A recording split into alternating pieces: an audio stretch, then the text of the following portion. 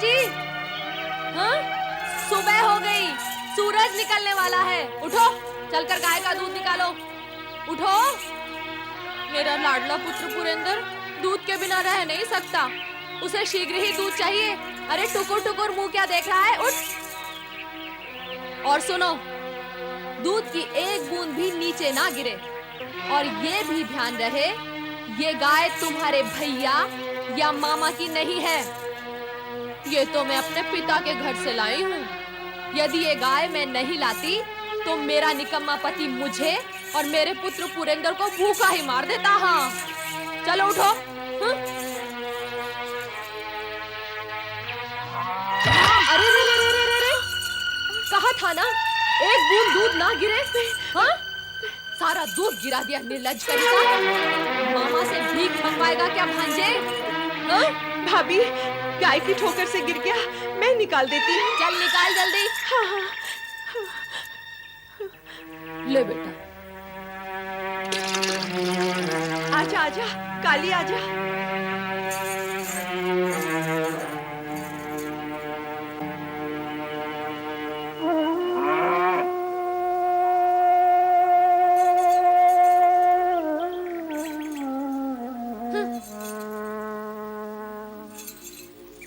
P ले, जल्दी जल्दी पी।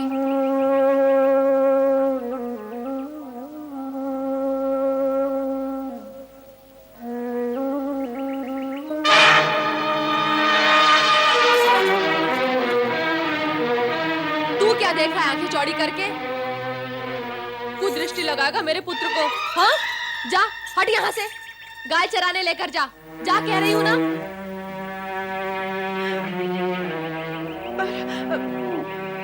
ले और दूध पी ले।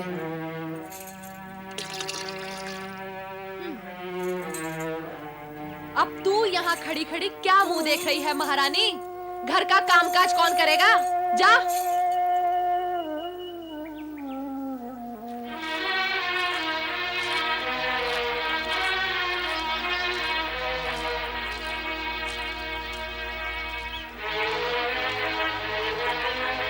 नारायण नारायण। प्रणाम माता। माता, आप अकेली इस समय इस वन प्रदेश में कहाँ जा रही हैं आप? ओहो नारद, प्रणाम का उत्तर लिए बिना ही तुमने तो प्रश्नों की श्रृंखला खड़ी कर दी है। क्षमा माता, क्षमा। प्रणाम का उत्तर आप फिर कभी दे देना। इस समय तो आप मुझे केवल ये बताएं कि आप जा कहाँ रही हैं। नारद, कैलाश पर मेरा मन नहीं लग रहा था। पुत्रों की स्मृति ने व्याकुल कर दिया है मुझे। दोनों ही मुझसे दूर चले गए हैं। कहाँ चले गए वो दोनों? जैसे तुम्हें कुछ ज्ञात ही नहीं। बुद्धि सिद्धि से विवाह करने के पश्चात गणेश तो अपने ससुराल में जा बैठा है और कार्तिकेय ने श्रीशैल पर्वत पर डेरा डाल दिया है। तो ऐसे में मैं कहाँ जाऊं? आप कहीं भी ना जाएं। आप कैलाश की महारानी और हिमालय की राज दुलारी हैं। आपका इस प्रकार कहीं भी जाना उचित नहीं। माता, यदि आप कहती तो भगवान भोलेनाथ आपके लिए वाहन की व्यवस्था भी कर देते। परंतु प्रतीत होता है माता, आप भगवान भोलेनाथ से बिना बताए कैलाश से चली आई हैं। माँ की ममता और पुत्र वात्सल्य ने मुझे इतना व्याकुल कर दिया है कि मैं उन्हें बताए बिना ही अपने पिता के पास जा रही हूँ। घोर आश्चर्य है। इसमें आश्चर्य कैसा नारद? भोलेनाथ की इच्छा के बिना पिता के घर जाने का परिणाम क्या आप भूल गई? अनर्थ को आमंत्रित ना करें। कृपया आप कैलाश लौट जाएं। क्या भगवान भोलेनाथ आपकी कोई भी इच्छा अपूर्ण रहने देंगे?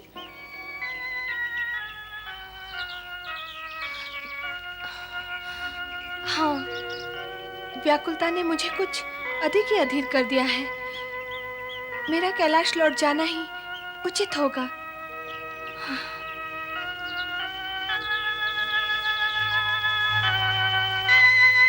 कैलाशपति, आपसे प्रेरणा पाकर मैंने माता पार्वती को कैलाश लौटाने का कार्य तो पूर्ण कर दिया है। अब मैं स्वयं कैलाश नहीं आ सकता। यहीं से मेरा प्रणाम स्वीकार कर लो। ओम नमः शिवाय।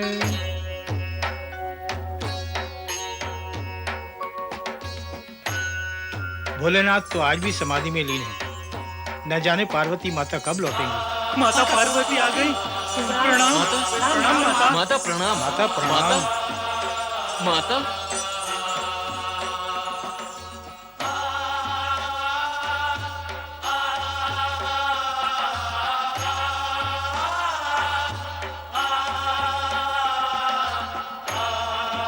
पति परमेश्वराय नमो नमः।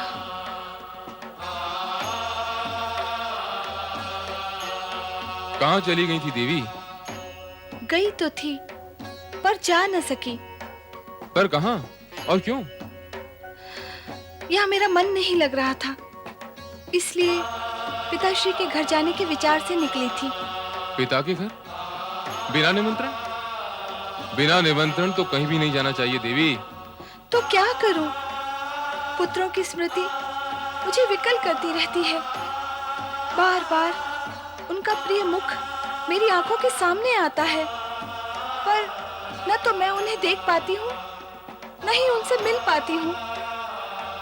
इसीलिए सोचा कि स्थान परिवर्तन से संभवतः मन शांत हो जाएगा। अवश्य हो जाएगा, चिंता ना करो। तुम्हारा पुत्र वियोग शीघ्र दूर होगा। एक ओर देवी पार्वती पुत्र वियोग में व्याकुल थी, तो दूसरी ओर एक मां अपने पुत्र के दुखों से चिंतित थी। सुख दुख विधि के विधान में लिखे होते हैं, जिसका ज्ञान केवल विधि के रचनाकार भोलेनाथ को ही है। देविका की चिंता और उसके पुत्र उपमन्यु के कष्टों का निवारण भी केवल भोलेनाथ के हाथों में ही है।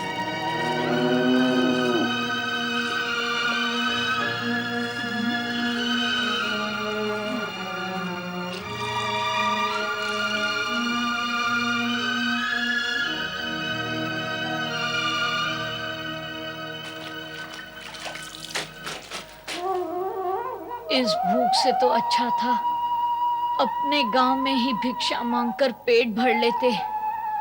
वहां अपमान था, वह तो यहाँ भी है। मारे भूख के प्राण बाहर आ रहे हैं।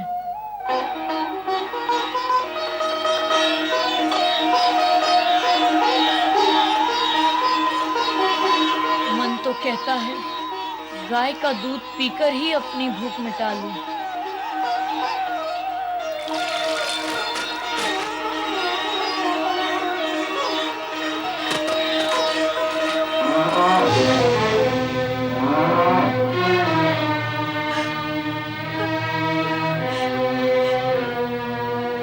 नहीं, चोरी करना अपराध है।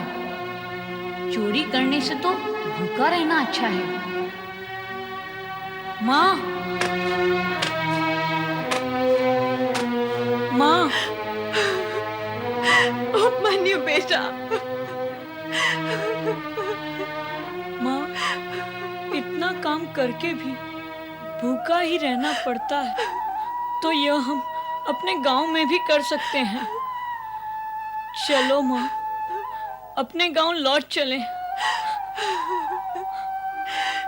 गांव बदलने से भाग्य तो नहीं बदल सकता है पुत्र। हमारे ये दुर्दिन भी समाप्त हो ही जाएंगे। भगवान पर विश्वास रख पुत्र।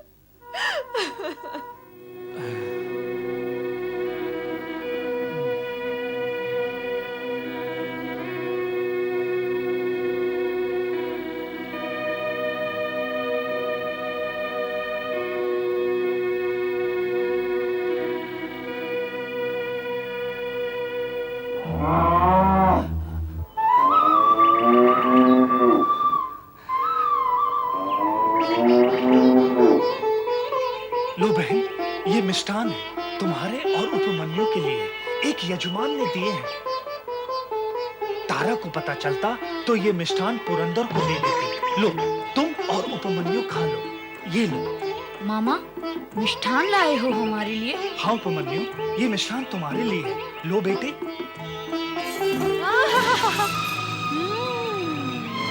मिष्ठान, लड्डू।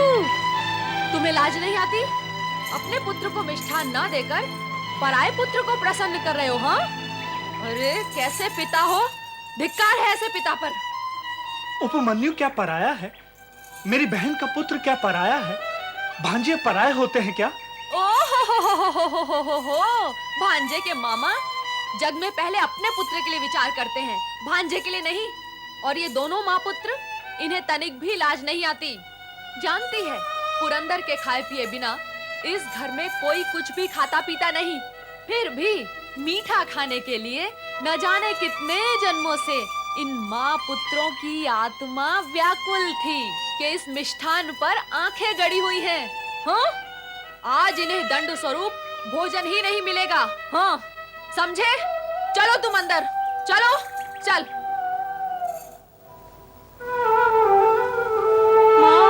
हाँ बेटा, भाग्य का लेखा कोई नहीं मिटा सकता।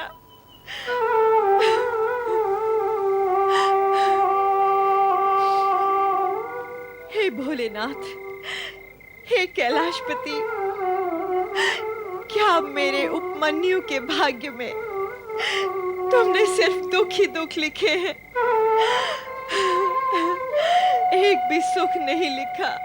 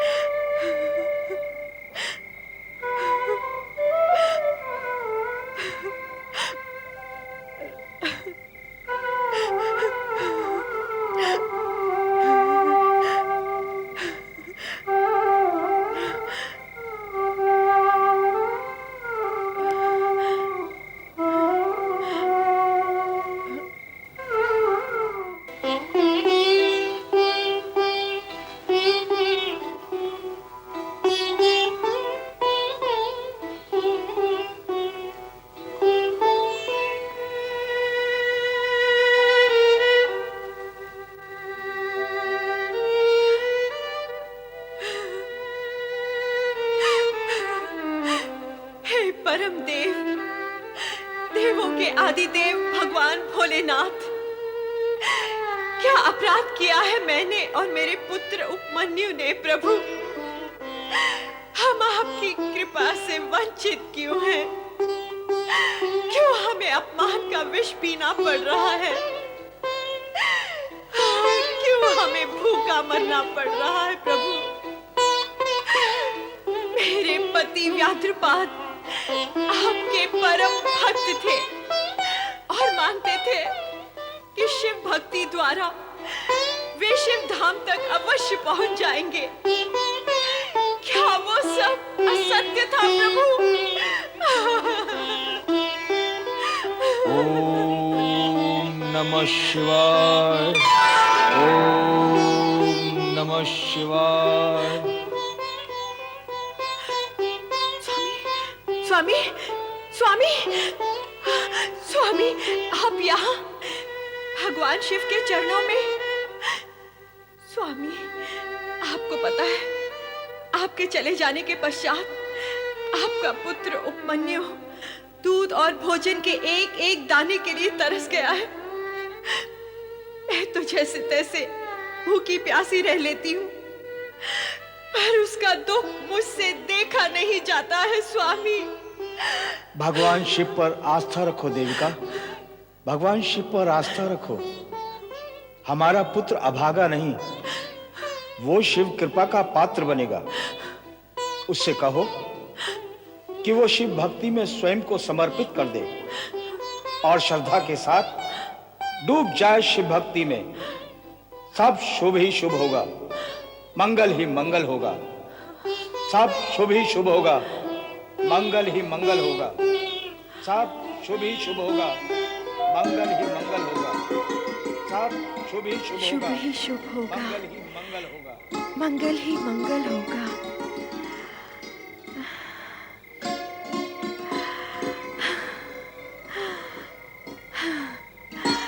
कैलाशपति की जय हो। स्वप्न में भी मुझे मेरे स्वामी के दर्शन करा दिए। धन्य है भोलेनाथ, धन्य है। हे शिव शंकर, मेरे उपमन्यु की हर मनोकामना पूर्ण करना प्रभु, हर मनोकामना पूर्ण करना।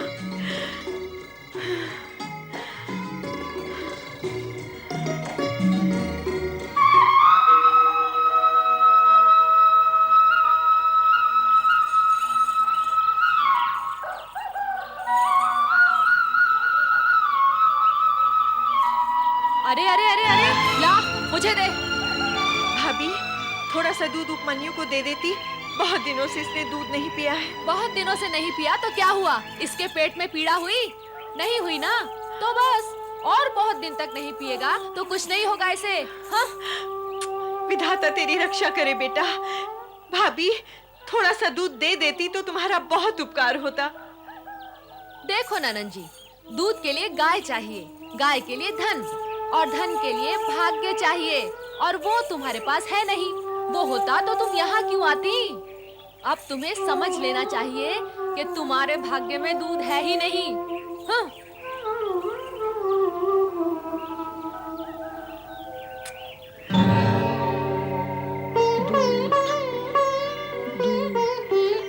मुझे दूध चाहिए।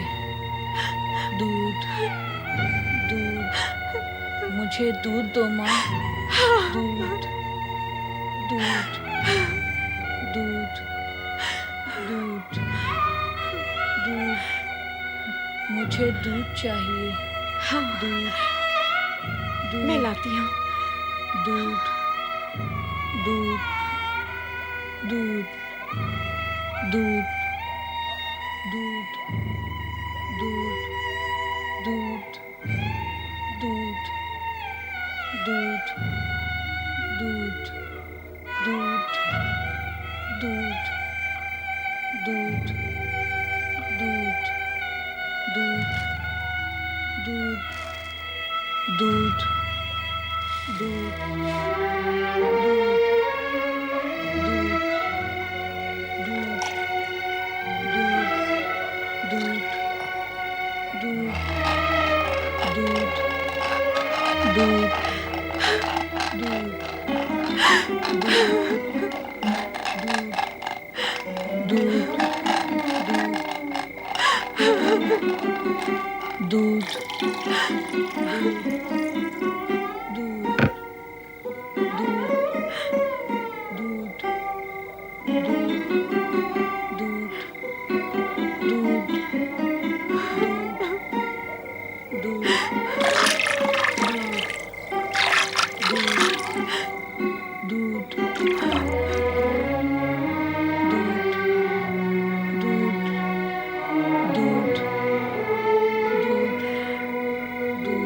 पुत्र उपमन्यु, उठ पुत्र। देख, मैं तेरे लिए क्या लाई हूँ। उठ, दूध पी ले पुत्र। दूध? हाँ।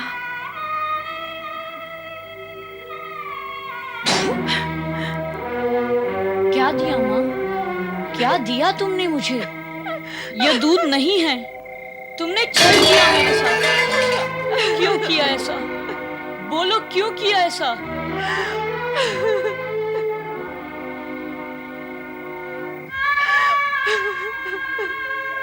रो क्यों रही हो माँ? अरे पुत्र, तेरे और अपने भाग्य को रो रही हूँ पुत्र। मेरे भाग्य में तुझे पिलाने के लिए दूध तक नहीं है। मैं क्या करूं? पुत्र उपमन्यु, तुझे दूध पीना है ना? अरे तो शिव की आराधना कर, भगवान शिव की आराधना कर पुत्र। वे तुझे दूध का सागर प्रदान करेंगे। तेरे पिता की भी यही इच्छा थी पुत्र, कि तू शिव की आराधना करे। शिव की आराधना कर पुत्र। सुन रहा है ना मैं क्या कह रही हूँ? शिव की आराधना कर।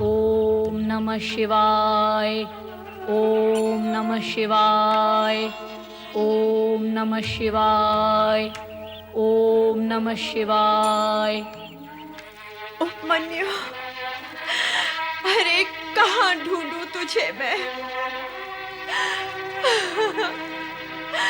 अकेली लौटकर वहां जाऊं कैसे उपमन्यु?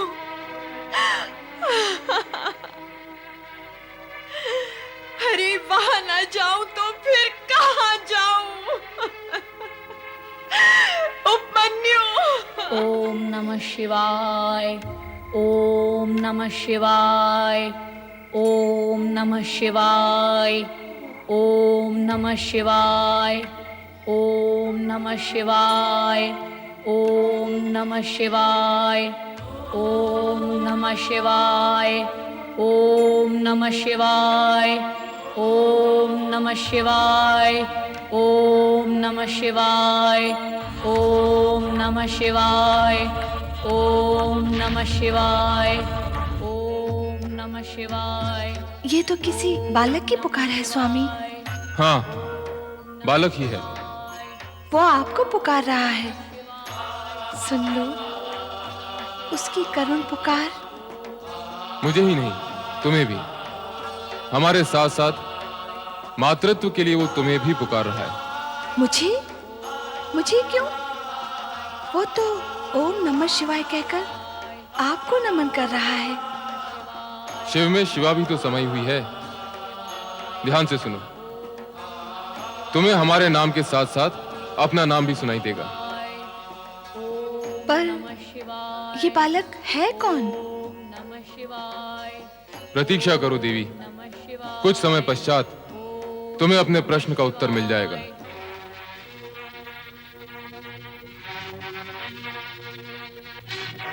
क्यों री? तू तो अपने पुत्र को लेने गई थी, फिर अकेली क्यों चली आई? हाँ? तेरा चोर बेटा अब वापस आएगा? हाँ? गाय के थन में मुंह लगा के कहीं पे दूध पी रहा होगा। नहीं। वो गया तो जा, अब तू भी चली जा। चल, निकल जा यहाँ से। अरे तारा, निकल कर कहाँ जाएगी मेरी बहन? कहीं भी जाए, हमें उससे क्या? एक तो इसका पुत्र उपमन्यु कहीं चला गया, वो उसी दुख में दुखी है। दूसरा तुम उसे निकालोगी तो स्थिति क्या होगी इसकी? तुम्हें इसकी और इसके पुत्र की बड़ी चिंता है, मेरी काली गाय की नहीं। उसका कोई दुख नहीं। तारा, गाय तो मूल्य देकर भी मिल जाएगी, पर क्या पुत्र मूल्य देकर भी मिलते हैं? मेरी बहन कहीं नहीं जाएगी, वो यहीं रहेगी। भूले भटके से जिस दिन भी इसका पुत्र मिल जाएगा, उस दिन से ये यहाँ नहीं रहेगी, समझे? हाँ? तारा! भैया,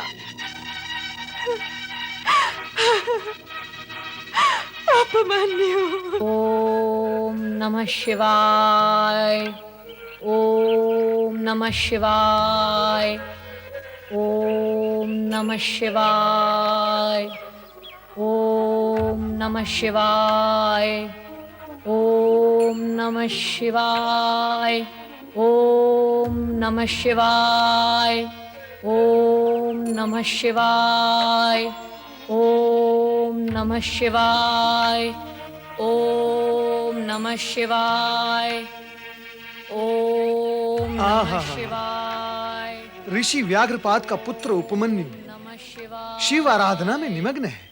ओम नमः शिवाय, ओम इसकी भाव भंगिमा नमः शिवाय, और मुद्रा को देखकर ऐसा लगता है ओम नमः जैसे शिव भक्तों में अपना नाम अवश्य अमर करेगा। नमः शिवाय, नारायण नारायण। ओम नमः शिवाय, परंतु ये नाम अपना अमर तब करेगा ओम नमः जब इसकी ये पुकार भगवान भोलेनाथ तक पहुंचेगी।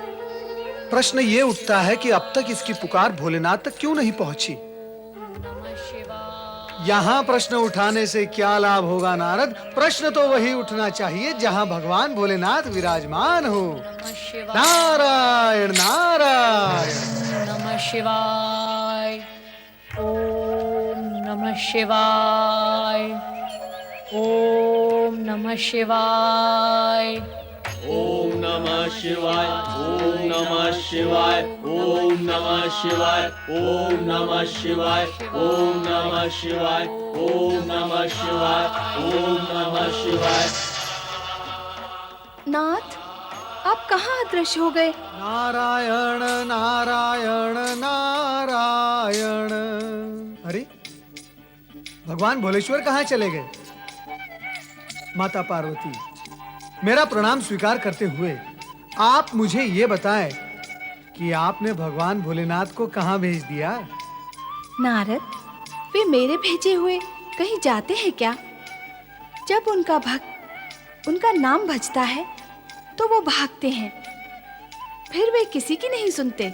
नारायण नारायण, समझ गया माता, मैं समझ गया। भगवान भोलेनाथ अपने भक्त बालक उपमन्यु से प्रभावित होकर उसके पास गए होंगे। ऐसा ही हुआ होगा देव ऋषि। ओम नमः शिवाय की ध्वनि से कैलाश कंपायमान हुआ था। कैलाश ही नहीं, भक्त की पुकार पर तो तीनों लोग कंपायमान होते हैं नंदी महाराज। ये निश्चित ही बालक उपमन्यु की भक्ति का प्रभाव था। मैं तो यहां आया था भोलेनाथ के दर्शन के लिए, किंतु वो चले गए अपने भक्त को दर्शन देने के लिए। तो अब क्या करोगे नारद? वहीं जाऊंगा जहां भगवान गए हैं और उनके शेष दर्शन करूंगा। शेष दर्शन अर्थात ये माता, आपके दर्शन से भगवान भोलेनाथ के आधे दर्शन तो हो जाते हैं, जो कि हो गए हैं, और अब मैं वहां जा रहा हूं जहां भोलेनाथ गए हैं, और अब वहीं जाकर उनके शेष आधे दर्शन कर लूंगा। नारद, ऐसा भी तो होता होगा कि केवल भोलेनाथ के दर्शन कर लेने से मेरे भी आधे दर्शन हो जाते होंगे।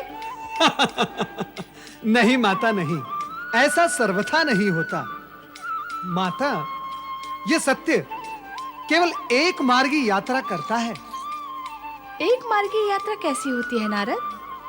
माता, आपके दर्शन से भोलेश्वर के दर्शन तो हो जाते हैं, परंतु उनके दर्शन से आपके दर्शन कदापि नहीं होते। पर क्यों?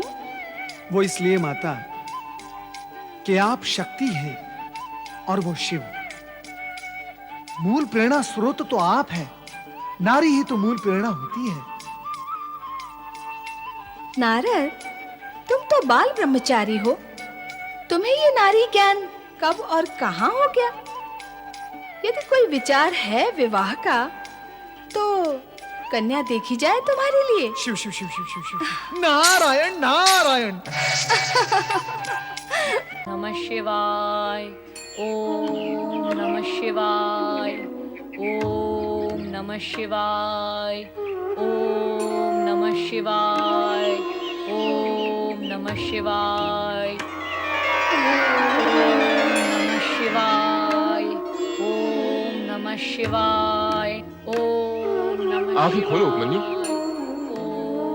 आंखें खोलो। ओम नमः शिवाय। देखो कौन आया तुम्हारे सामने। नमः शिवाय। ओम नमः शिवाय। आंखें खोलो उपमन्यु। नमः शिवाय। उपमन्यु, नमः त्याग करो इस कठिन तपस्या का। तुम्हारी आयु तप करने की नहीं, सुख भोगने की है। नमः शिवाय। आंखें खोलो उपमन्यु।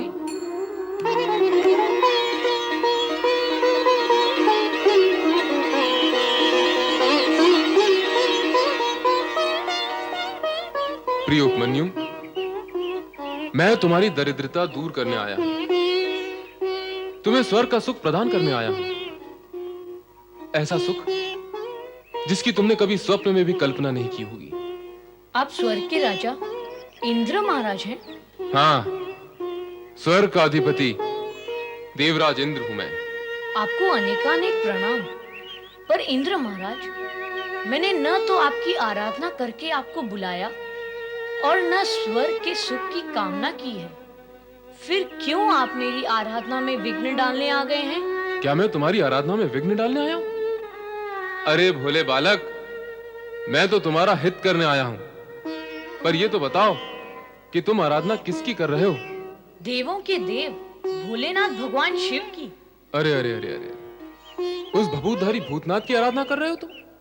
इंद्र महाराज, मैं यदि कहूँ कि बड़ों का नाम बड़े आदर से लेना चाहिए तो आपको लगेगा यह बालक बड़ों के सामने बड़ी बातें कर रहा है।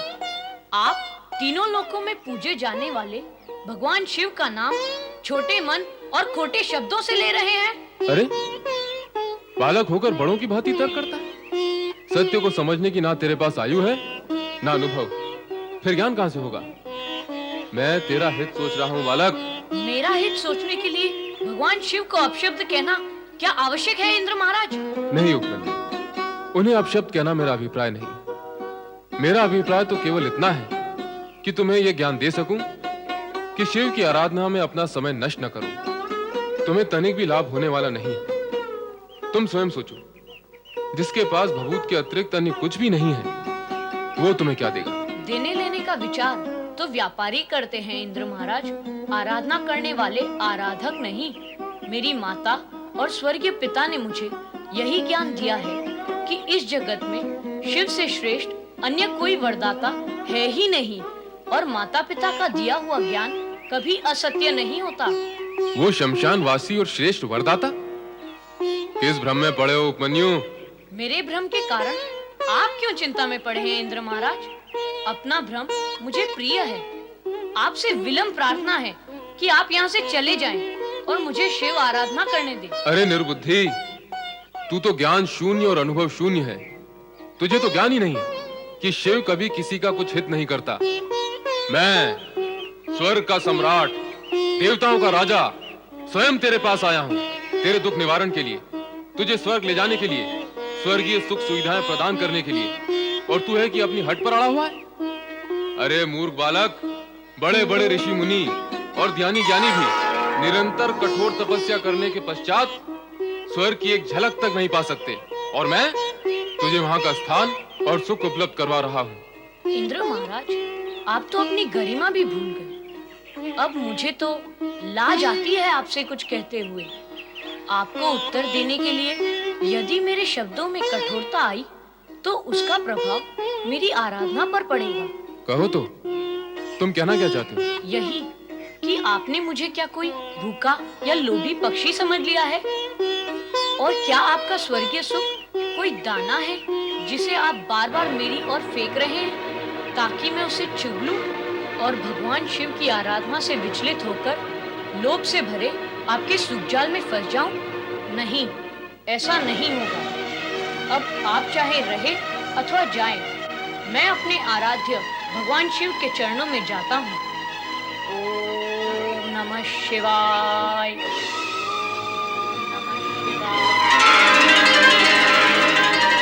ये क्या? शिवजी ने देवराज इंद्र का रूप धारण कर रखा है। अब देवराज इंद्र की कुशल नहीं, मुझे तुरंत जाकर देवराज इंद्र को सावधान करना होगा। चलो नारद। नारायण नारायण नारायण नारायण नारायण, श्रीमन नारायण नारायण नारायण। मन तो वाणी को प्रेरित कर रहा है कि कहूँ कल्याण भव, किंतु आत्मा का संकेत है कि मिथ्याचरण करके सत्य को प्रकट करना पाप है। क्या कुछ अनिष्ट की आशंका है देव ऋषि? भोग के पश्चात रोग के होने की आशंका ही नहीं रह जाती। रोग का होना यह निश्चित सत्य है, और ये सत्य आप भी जानते हैं देवगुरु। आपका संकेत हमारे... संकोच न करे देवराज। मेरा अभिप्राय आपकी ऐश्वर्यपूर्ण और सौभाग्यपूर्ण जीवन शैली से ही है।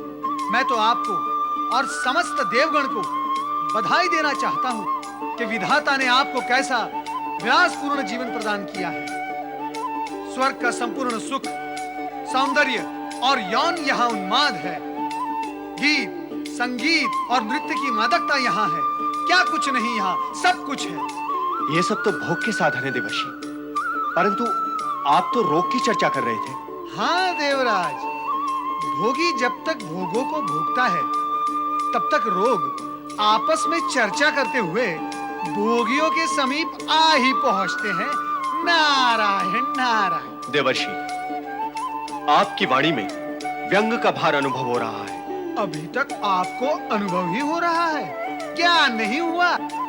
देवराज, आप यहाँ विलास में डूबे हुए हैं और वहाँ वहां आपके स्वर्ग पर अधिकार करने का आयोजन हो रहा है। आप किसके विषय में कह रहे हैं देवर्षि? अब क्या बताऊं, और ना बताऊं तो क्यों ना बताऊं? सोचता हूं बता ही दूं, पर क्यों बताऊं? और बताऊं भी तो कैसे बताऊं? बताओ। सदा बताते हैं, वैसे बताएं। सदा जब बताता रहा हूं तो विषय के केंद्र में कोई ना कोई असुर अवश्य होता था, पर इस बार क्या कोई मानव है? अरे देवराज, मानव होता तो चिंता न होती। कैसे बताओ देवराज? तो क्या कोई ऋषि मुनि तपस्वी है? देवराज, ऋषि मुनि और तपस्वी आपकी कूटनीति के समक्ष कहां टिक पाए हैं? उन सबके पास तो आपने अप्सराएं भेजकर उनका तप खंडित कर डाला है। नारायण नारायण। दानव नहीं, मानव नहीं, ऋषि मुनि तपस्वी भी नहीं, तो फिर कौन है देवर्षि? कौन है वो जो इस स्वर्ग पर अधिकार करना चाहता है? देवताओं के होने का तो प्रश्न ही नहीं उठता। बताओ क्यों नहीं? वो इसलिए क्योंकि देवताओं को तो स्वर्ग प्राप्त ही है। नारायण नारायण। जिन देवगण को स्वर्ग प्राप्त है उनके अतिरिक्त भी तो अन्य देव हैं। फिर तो त्रिदेव ही हैं। ब्रह्मा, विष्णु और महेश। देवर्षि, क्या इन तीनों में से स्वर्ग का कोई इच्छुक है? ब्रह्मा और विष्णु भी इनके सम्मुख। नारायण नारायण। अब बता भी दे देवर्षि, क्या आप भोलेनाथ की बात कर रहे हैं? आपका अनुमान सत्य निकला देवी सची। देवर्षि, भगवान भोलेनाथ स्वर्ग पर अधिकार करना चाहते हैं। और क्यों? क्यों? ताकि आपका यह अमोद प्रमोद और भोग विलास सदा सदा के लिए समाप्त हो जाए। मुझे नहीं लगता कि भगवान शिव शंकर ऐसा करेंगे। लगता तो मुझे भी नहीं है देवर्षि। नारायण नारायण। अर्थात आपको मेरी वाणी पर विश्वास नहीं देवराज। तो फिर आप स्वयं जाकर देख लें। कहां? विंध्याचल देवराज, विंध्याचल।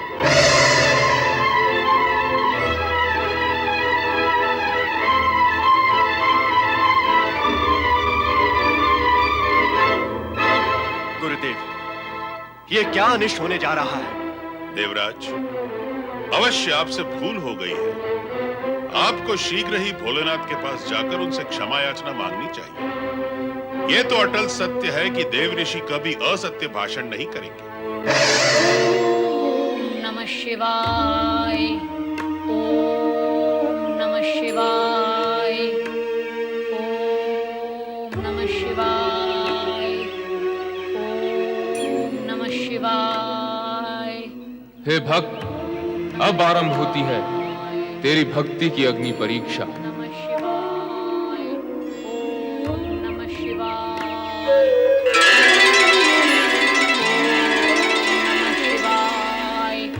ओम नमः शिवाय। अब भी समय है रे अज्ञानी, मान ले मेरी बात, त्याग दे शिव का विचार। नहीं, प्राण त्याग सकता हूँ, किंतु भगवान शिव का विचार और भक्ति नहीं त्याग सकता। भोलेनाथ मेरे वेश में, हाथ में गदा, वस्त्र भी मेरे ही जैसे। क्या कारण हो सकता है इसका? अंतिम बार विचार कर ले अज्ञानी बालक, मैं तुझे स्वर्ग का स्वामी बना सकता हूं।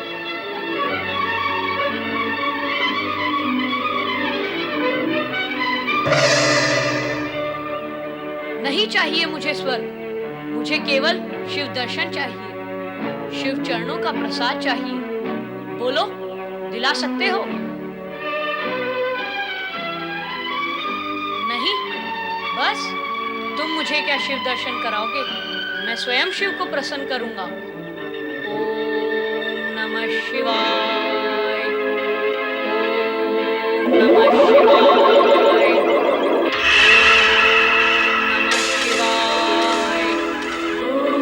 ओम नमः शिवाय, ओम नमः शिवाय, ओम नमः शिवाय, ओम नमः शिवाय, ओम नमः शिवाय, ओम नमः शिवाय, ओम नमः शिवाय, ओम नमः शिवाय, ओम नमः शिवाय, ओम नमः शिवाय, ओम नमः शिवाय, ओम नमः शिवाय, ओम नमः शिवाय, ओम नमः शिवाय, ओम नमः शिवाय, ओम नमः शिवाय,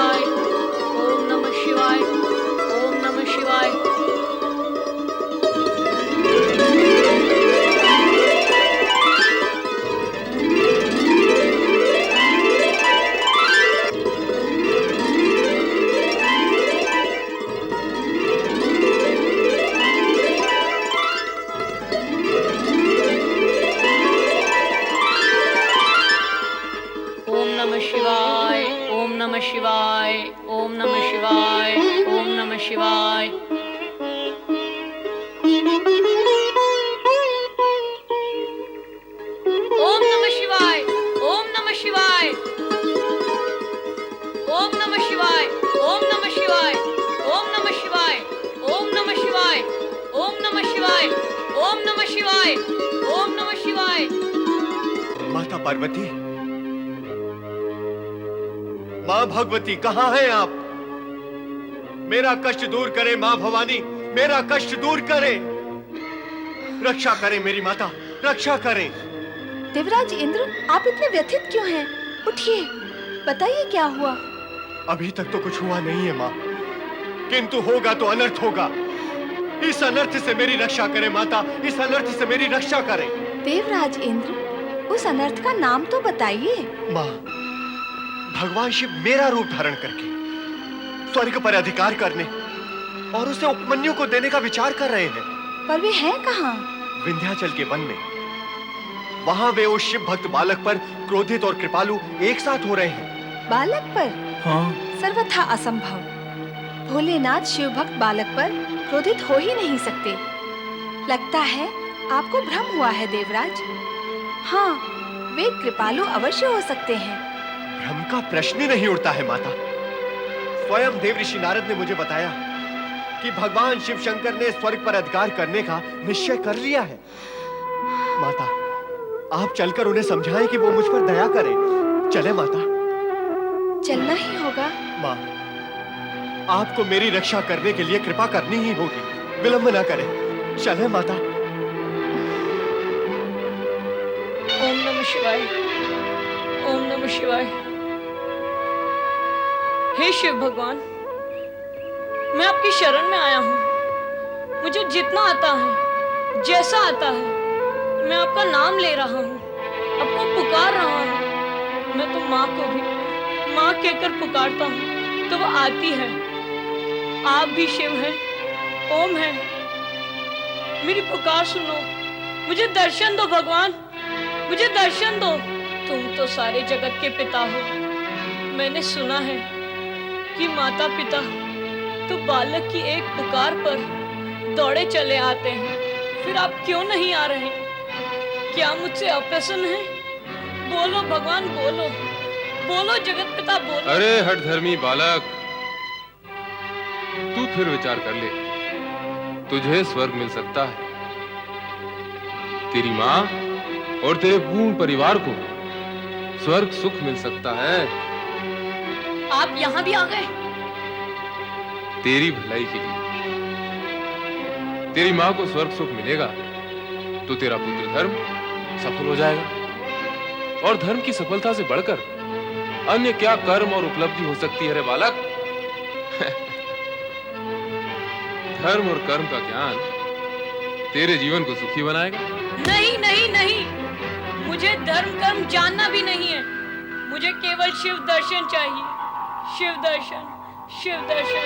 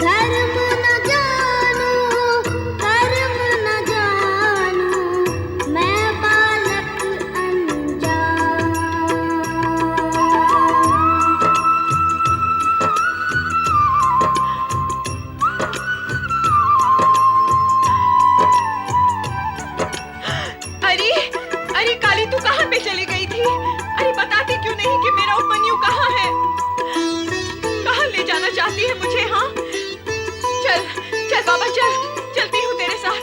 पुण्य की व्याख्या क्या होती है, पाप की है क्या भाषा, सुख दुख ज्ञान की मुझको, सुख दुख ज्ञान की मुझको ज्ञात नहीं परिभाषा, ज्ञात नहीं परिभाषा। इतना पता है मैं हूँ निर्बल, तुम हो शक्तिमान, तुम हो शक्तिमान। धर्म न जानूं, कर्म न जानूं, मैं बालक अनजान।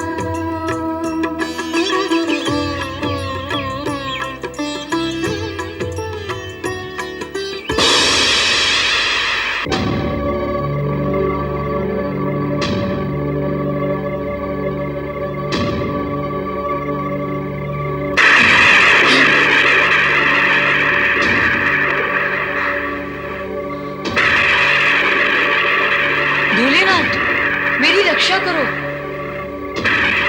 आह! के हलाहल तुमने किया था, बाबा जन जन का कल्याण, पर मेरे जीवन को हलाहल, पर मेरे जीवन को हलाहल कर डाला भगवान।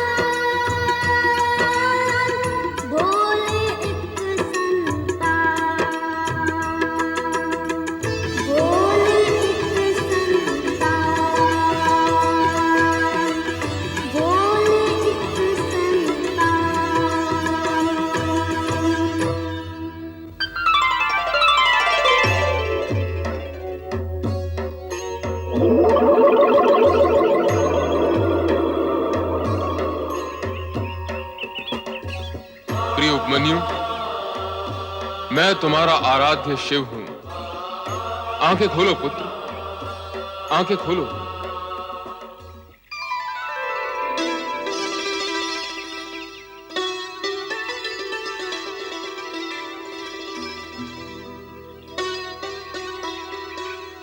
प्रभु, मेरे भोलेनाथ। प्रिय भक्त उपमन्यु, मेरे द्वारा ली गई कठोर से कठोरतम परीक्षा में तुम खरे उतरे हो। इस अल्प आयु में निरे बालक होते हुए भी तुमने स्वर्ग के प्रलोभन तक को ठुकरा दिया। मुझे तुम जैसे संतोषी प्राणी ही प्रिय हैं। मैं तुमसे अत्यंत प्रसन्न हूं। तुम्हारा नाम नैष्टिक शिव भक्तों में अमर रहेगा। भोलेनाथ की जय हो। आओ पुत्र उपमन्यु, पितृभाव से मैं तुम्हें हृदय से लगाने के लिए उत्सुक हूं। प्रभु, आओ पुत्र उपमन्यु।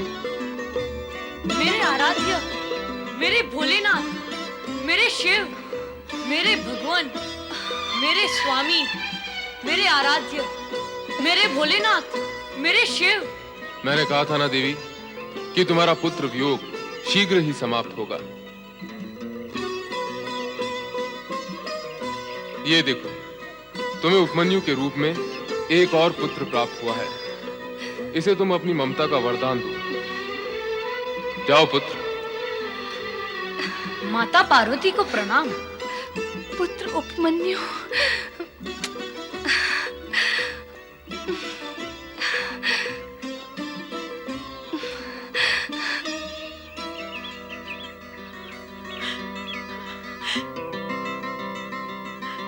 पुत्र उपमन्यु, पुत्र। माँ, कहाँ था रे तू?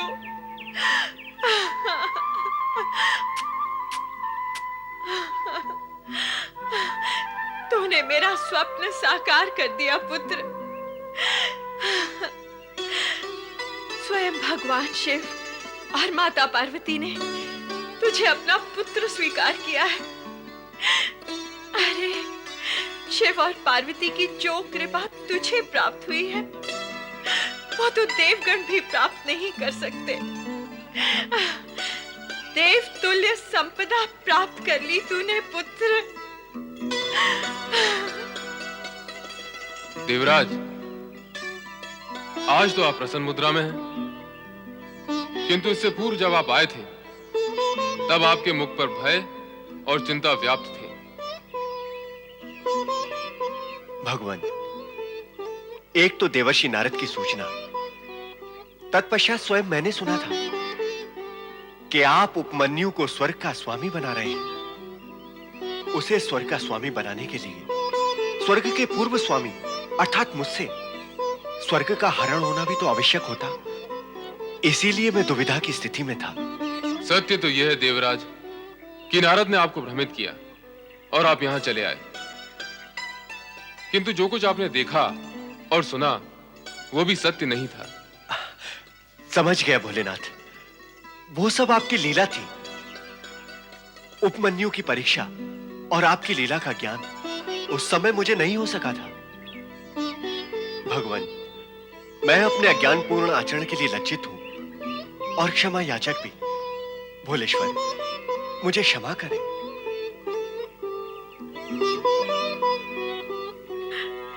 माता पार्वती और भगवान शिव को मेरा प्रणाम।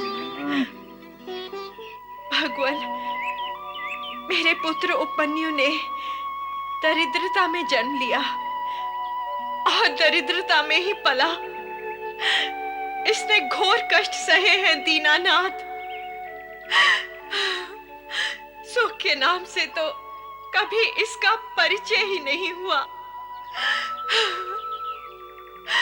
दूध पीने की इसकी इच्छा मैं कभी पूरी नहीं कर सकी भगवान। देविका, तुमने अपने पुत्र से कहा था कि शिव की आराधना करने से उसे दूध का सागर प्राप्त होगा।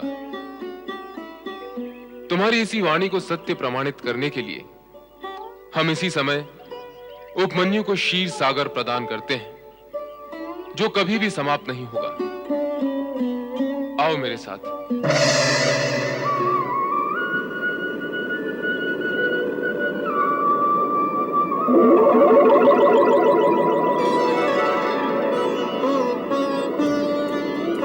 विशाल क्षीर सागर के दूध से सभी शिव भक्तों की दूध की इच्छा पूर्ण होगी। कोई भी अतृप्त नहीं रहेगा।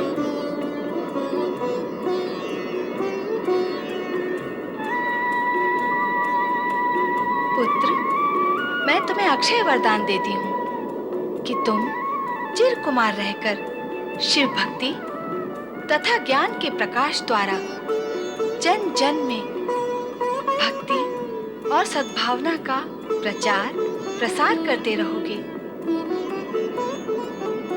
प्रभु, अब उपमन्यु को आप ऐसा अक्षय वरदान दें जो अद्भुत हो। पुत्र उपमन्यु, तुम योग विद्या में पारंगत होकर अपने असंख्य शिष्यों को योग विद्या प्रदान करोगे। वेदों सहित समस्त ब्रह्म विद्या तुम्हें सहज ही प्राप्त होगी तथा जगत की सर्वश्रेष्ठ समृद्धि इच्छा मात्र से ही तुम्हारे सामने प्रकट होगी। तुम जगत के परम संतोषी प्राणी माने जाओगे।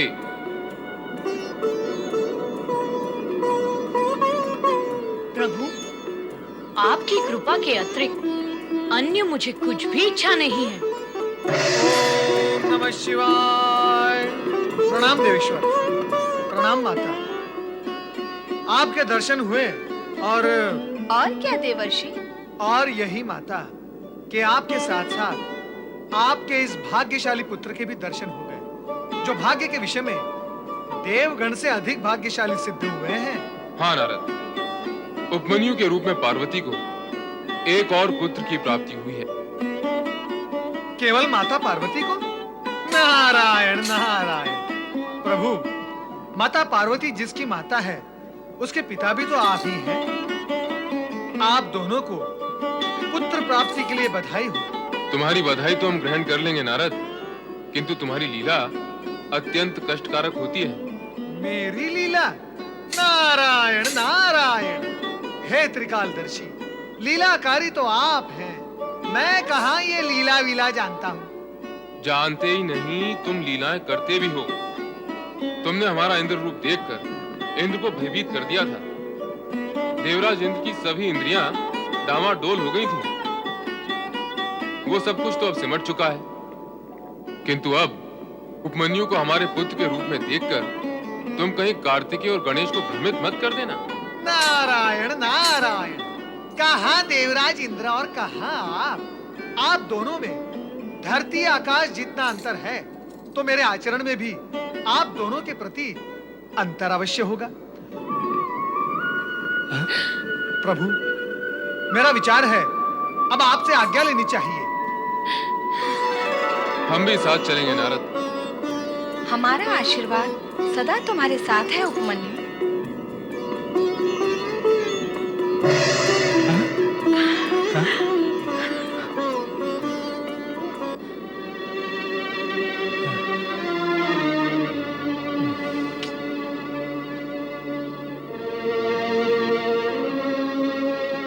हमें क्षमा कर दो बहन। मैंने तुम्हें कभी भी कष्ट देना नहीं चाहा, फिर भी मैं तुम्हारा दोषी हूँ। मुझे क्षमा कर दो बहन। नहीं भाई, सारा दोष तो मेरा है, अपराधिनी तो मैं हूँ। तुम दोनों को मैंने बहुत दुख दिए हैं। अपने पिता की संपत्ति पर गर्व करके आप सब लोगों का मैंने अपमान किया। मुझे क्षमा कर दो देविका बहन, मुझे क्षमा कर दो।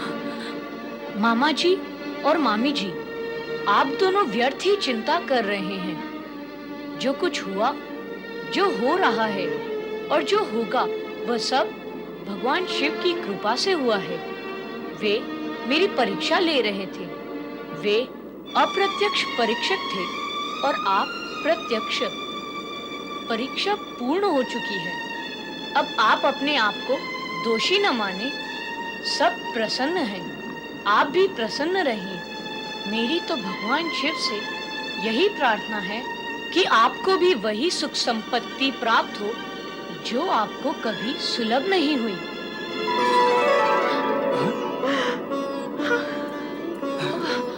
अरे क्या?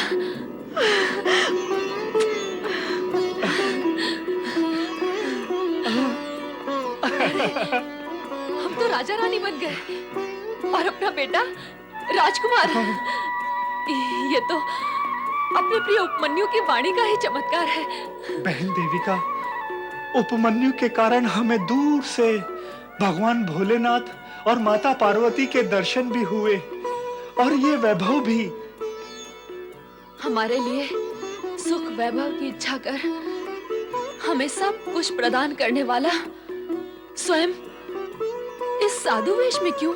इसलिए मामी, अब मैं और माँ आश्रम बनाकर भगवान शिव की आज्ञानुसार ब्रह्म विद्या का प्रचार करेंगे। ओम नमः शिवाय। ओम नमः